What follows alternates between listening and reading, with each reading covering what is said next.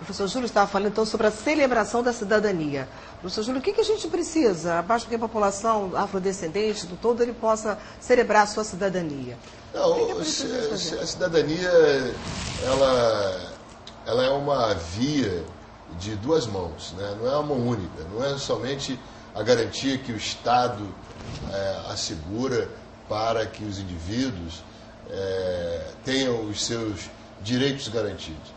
É claro que a consciência dos indivíduos sobre esses direitos e deveres é fundamental. E não só a consciência, mas a mobilização permanente e, mais do que isso, a ousadia desses indivíduos em cobrarem, em até mesmo, é legítimo isso, partir para o confronto, quando necessário, em nome dos seus direitos. E isto significa cidadania.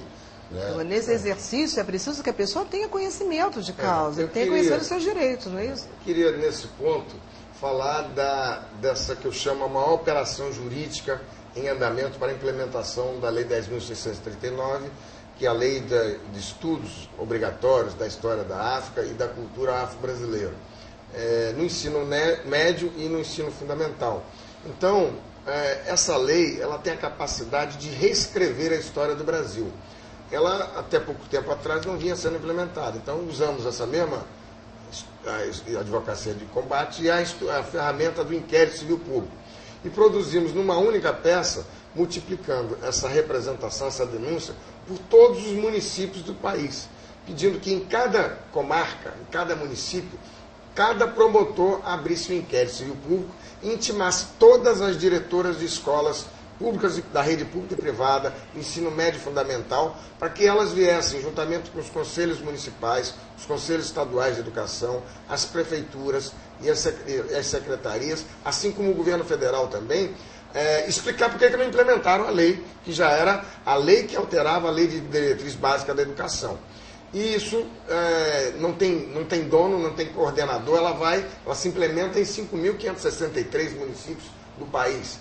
E ela está em andamento. Então, o Ministério Público vai prosseguindo nos inquéritos, vai arquivando aqui, vai intimando ali. Nós, no Instituto de Advocacia Racial e Ambiental, lá na Almirante Barroso 06208, do Rio de Janeiro, estamos sendo intimados na maioria desses inquéritos civis públicos, que é para dizer o que achamos do currículo, que é para dizer o que pensamos do arquivamento e fazer o recurso. Você imagina, aqui no Rio de Janeiro são 92 municípios, na Bahia são 460, 840 em Minas Gerais, 640 em São Paulo. Estou dizendo os números mais ou menos, pode ser que esteja errado. Mas isso é muita gente se movimentando ao mesmo tempo e exigindo a implementação da Lei de História da África. Isso tem sido a maior operação jurídica em andamento no país para isso. Eu tenho verificado a possibilidade de, através dessas experiências municipais, currículos escolares, os professores municipais de ensino médio e fundamental, fazendo pesquisa com seus alunos, você trazer isso e reescrever a história do Brasil. Porque em cada município do país tem uma história da cultura afro-brasileira que não foi contada por ninguém. Aí eu volto ao professor Júlio César. Professor Júlio César, em que medida a academia, os estudos acadêmicos, né, os intelectuais do modo geral, podem contribuir com a lei, a aplicação dessa lei? Eu diria o contrário. Acho que a lei contribui com o projeto acadêmico. Sim, verdade. Então, a lei, na verdade, é o nosso trabalho de artilharia. Né? A infantaria desse confronto é a educação. São os professores que estão sendo formados por essa lei, são os acadêmicos que tiveram a oportunidade de constituir um vocabulário, uma bagagem de conhecimento sobre a temática africana, sobre a temática afro-brasileira e, mais do que isso, a própria diáspora africana, que é o conhecimento de toda a vida e cultura desenvolvida pelas populações afrodescendentes no Novo Mundo, nas Américas, na Europa. Então, é um conhecimento gigantesco.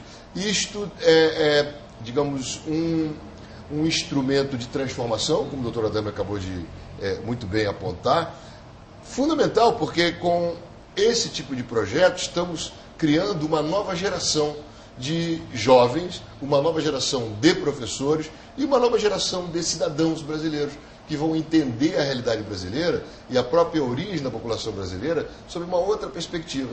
Eu digo que o direito tem um papel de artilharia fundamental, porque se nós estamos no front, né, antropólogos, historiadores, médicos, matemáticos, que estão tentando traduzir toda essa bagagem cultural de uma forma didática, pedagógica e transmiti-la para essas novas gerações, temos que contar com a parceria intensa de um corpo de juristas e advogados que possam partir para a luta institucional. É necessário que se abram brechas, que se estabeleça punição para aqueles que não estão cumprindo com a lei, que é uma complementação constitucional básica. É nesse sentido que a advocacia de combate entra ao lado de uma pedagogia de combate. Então, na verdade, o trabalho da advocacia de combate ele é fundamental, se ao lado da pedagogia de combate. Temos que ter professores, por isso esse curso em Macaé, inclusive,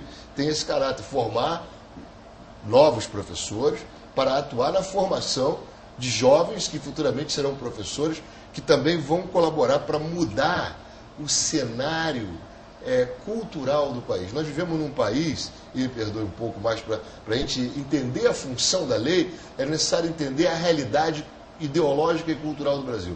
O Brasil é um país absolutamente colonizado sob o ponto de vista cultural. Este é um tema pouco tocado, e não se gosta de tocar nessa questão. Aliás, o ano que vem teremos a grande celebração de 200 anos da chegada de Dom João VI, teremos inúmeras festividades. 120 anos da abolição. Ninguém fala dos 120 anos da abolição, o foco será 200 anos da transmigração da família real. Eu queria voltar um pouquinho atrás e ver como essas ferramentas são interessantes que eu me referia. Você veja, nós fomos pegar os balanços sociais de empresas petroleiras e verificamos que os balanços sociais normalmente são destinados à questão ambiental. Então, todo mundo hoje quer ser ambientalmente bonito, ambientalmente verde, correto, correto, politicamente correto e responsável social e responsável ambiental.